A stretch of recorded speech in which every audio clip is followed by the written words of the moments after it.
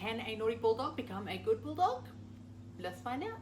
Okay, so high time I gave you an update on Walter's behavioral issues. So he's 2.5 now. If you follow us on TikTok, Instagram, Facebook, wherever, you'll know been having behavioral issues since he was around 6 months old.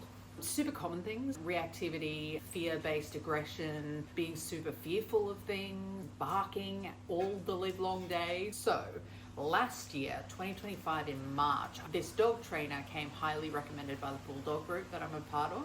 Unfortunately for us, as it turned out, her training techniques kind of left a lot to be desired. Apparently they have helped a lot of people, they've helped a lot of bulldogs, so I don't know, but her methods, as I know now, are quite antiquated, quite out of date with modern research and modern understanding of dog behavior. Unfortunately, I didn't know that at the time. So, spent $1,430 on this lady who came to our home, and I saw her twice. She came twice. I implemented everything that she suggested. It kind of worked for a little while, but then it just stopped working, and then things got worse. So that was super disappointing and super expensive, and because I had spent so much money on that trainer, I was unable to spend any more on someone else. But over the course of last year, I got introduced to Dr. Sharnay from the Vet Collective in Burleigh. And over the course of the year, Dr. Sharnay has just become our regular vet. And through Dr. Sharnay, I learned that vet behavioral specialists are a thing. Who knew? Now, I had no idea what the difference was between a dog trainer and a vet behavioral specialist, but let me read it. I got it here. A vet behavioral specialist is a qualified vet who has gone on to do a postgraduate specialist level qualification in veterinary behavior. Big difference to a dog trainer, which anyone can claim to be. No shade to dog trainers. There are some excellent dog trainers out there who make such a difference in so many dogs' lives. I'm not shading dog trainers at all. This is just my personal experience, and I found the experience of dog trainer versus vet behavioral specialist to be night and day. So a couple of months ago in February, Walter and I went to see Dr. Rich, the vet behavioral specialist at the Vet Collective in Burleigh. This isn't sponsored either, for the record. It's just, that's my vet, that's who I'm going to see, so I'm just telling you. And after an exhaustive initial consult, went for 90 minutes, it was wild. It was so in-depth, he taught me so much. Walter was diagnosed with the following: generalized anxiety, same, fear-based aggression, reactivity and irritability, secondary to physical discomfort or fatigue, noise sensitivity, impulsivity or impaired impulse control, and suspected BOAS or brachycephalic obstructive airway syndrome. So through Dr. Rich, we sussed out a treatment plan which involved medication for Walter and some behavioral management modification strategies to implement. So the first thing that we addressed was Walter's generalized anxiety disorder. So he was prescribed SSRIs, just like his mother, fluoxetine, so literally Prozac. So the point of the fluoxetine is to bring his baseline anxiety levels from up here to down here somewhere. And then for the rest of the treatment, the strategies are as follows. For any predictably stressful events, such as my cleaner coming every week or tradies coming through, something like that, he is also to receive a dose of trazodone. So the point of the trazodone is to help pull him out of that fight or flight reflex, or prevent him from going into fight or flight reflex entirely. Because he doesn't need to be in fight or flight when the washing machine is running. He just doesn't. He's not in danger. He doesn't need to be in fight or flight. So anytime something stressful is coming up that I know is coming, he's to be given trazodone at least half an hour beforehand so it can kick in and just help him stay calm. Our next strategy is for meeting new people. So he's been quite fearful of people coming to our house of late, just standoffish and fearful of them, particularly tradies and people like men who are coming in big boots and they've got the belt and they've got the bags with all the stuff in it. He's just scared of it. So for meeting new people, we are, if possible, to go and actually meet them outside down the front, on the driveway or something, meet them there, have them give him a pat, say hello, whatever, and then we all come back inside together. So rather than just, oh, a stranger has rocked up at our house and they're just coming into my space and I can't do anything about it and now I'm afraid, we're meeting them outside in a controlled situation, in his harness, in his leash. He's meeting them. It's all well and good. It's no longer a stranger danger situation. The next strategy is when we're on walks, which is admittedly very rare because it's been hot. When we are on walks, we are to avoid meeting other dogs on leash. Just because you don't really know what's going to happen. You don't know if that dog is reactive or that dog is aggressive towards other dogs, but being on leash automatically raises dogs' anxiety when they're meeting another dog because like they don't have full freedom of range of movement to go towards or get away from that dog as they feel. So their boundaries are a bit compromised when they're on leash. So we're just going to avoid it altogether. So if there's a dog coming towards us on a walk, we'll just move out of the way and go around them rather than letting Walter meet this other dog and potentially have a negative interaction with them. The next strategy is capping dog park visits to 5 to 10 minutes at a time.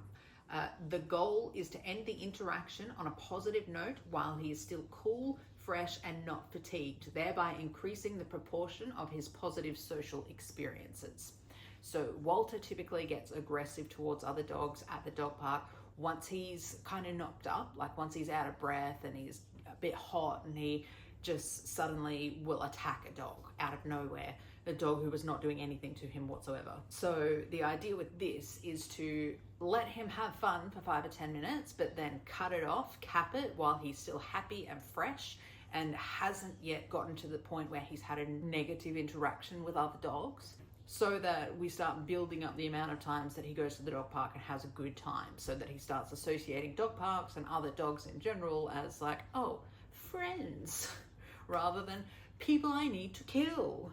The last main strategy we got was to turn the spare room in my house into like a chill out zone. So a positive zone for him to go to that I can proactively take him to when I know something triggering is coming. So for example, the neighbors on this side coming home of an afternoon, of an evening, what have you. Normally he will run out there and scream at them through the fence. So when I hear them coming up the driveway, I'm to take Walter into the spare room, give him treats, give him toys, give him attention, like happy fun times, so that he eventually over time learns to associate, oh, the neighbor's coming home, with heading into that happy room where I get treats and love and toys and games and fun and it's a good time.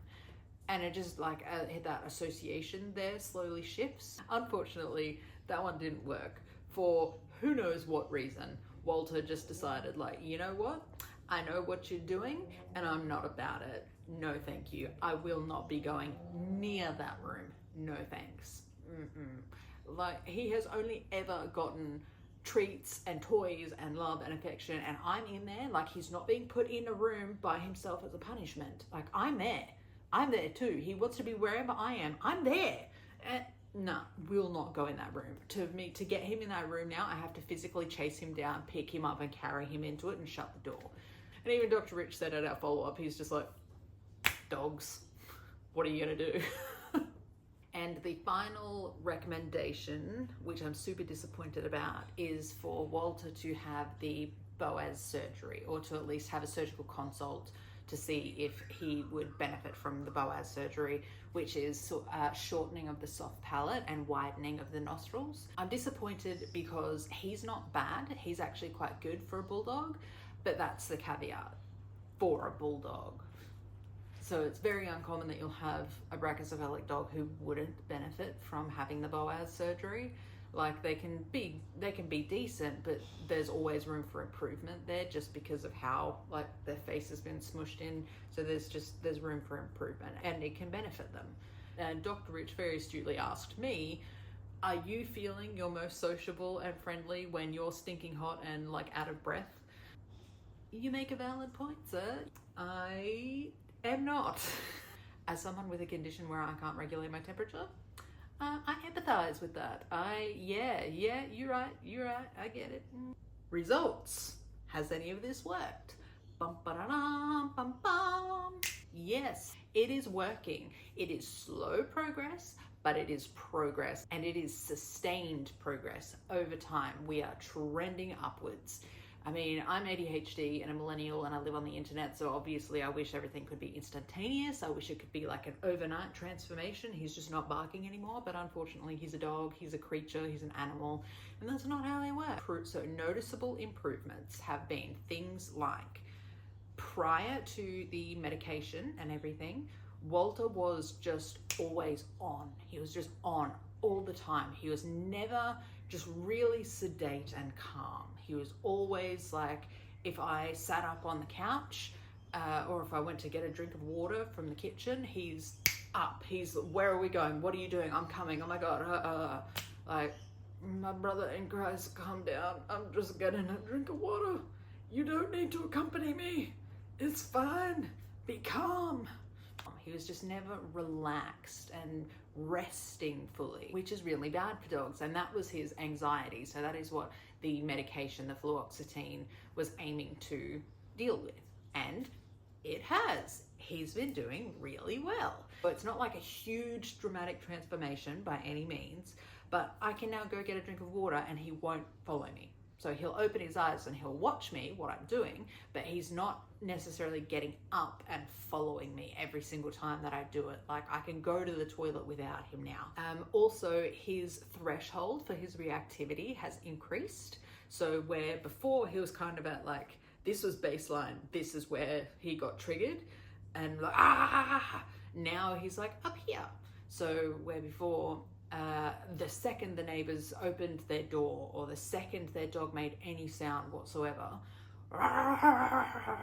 like scream barking at them through the window, now they can go outside, the dog can make a sound and he won't bark anymore. He'll only bark if they're, you know, out there for a little while, or if the dog starts running laps around the yard being a dog. He doesn't bark every single time the neighbors come home on this side anymore. Sometimes he's just fine and he doesn't bark. He just has off days where sometimes he is just as bad as before. His barking is very reactive, but on the whole, he has improved measurably. He used to scream bark at the washing machine for the entire cycle. Now he only scream barks at it from like halfway through. So not perfect. He's still got a long ways to go, but noticeable improvements, and it has made a huge difference on like my mental health, for which I'm very grateful. We've now had a follow-up consult with Dr. Rich, and because he's responding so well to the medication, we've increased the medication. That was like a starter dose, and now we're increased up to like a full dosage, and the hopes are that he'll continue to improve on the higher dosage. So yeah, he has gotten a lot better. There has been definite noticeable improvements in his behavior. There is still a lot of room for improvement. He still gets triggered a lot, but definite improvement, and I'm super pleased with it. And I feel so much more comfortable with a vet behavioral specialist than what I did with the dog trainer. So I will keep you posted on how he continues to progress. And if you're having behavioral issues with your dog, I highly recommend looking up a vet behavioral specialist as opposed to a dog trainer. If you're in Southeast Queensland, I highly recommend Dr. Rich at the Vet Collective in Burleigh.